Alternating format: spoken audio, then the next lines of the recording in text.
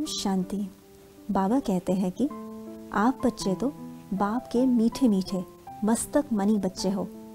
बाप आप बच्चों के सच्चे दिल के प्यार को देखता है, इसलिए स्वयं आ गया पढ़ाने के लिए।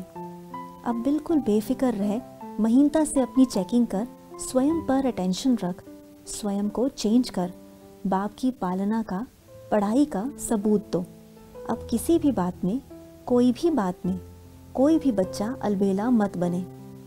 बाप तो समय की समीपता को देख आप बच्चों को रोज समझाने दे रहा है। बस आप बच्चे बाप की छोटी से छोटी समझानी पर भी 100% निश्चय रख पुरुषार्थ करो। बाप नहीं चाहता कि बाप के किसी भी बच्चे को पश्चाताप करना पड़े, परंतु पुरुषार्थ आप बच्चों को ही करना है। इसलिए हर पल अपने पर अटेंशन रखो। देखो, बाप कहता है कि स्वयं को बेफिक्र बादशाह, हल्का, खुश और संतुष्ट रखना है। इसकी चेकिंग महीनता से करनी है।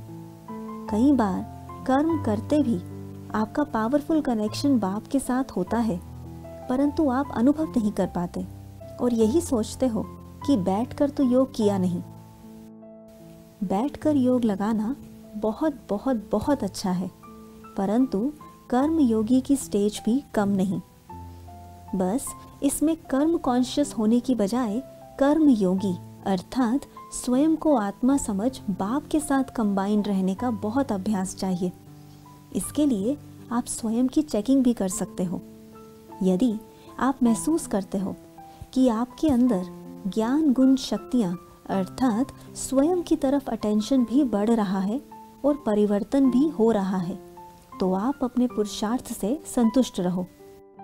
और यदि आप बच्चे बार बार डिस्टर्ब हो जाते हो, तो आपको बाप की याद के साथ साथ स्वयं के व्यवहार की तरफ अटेंशन भी बढ़ाना पड़ेगा।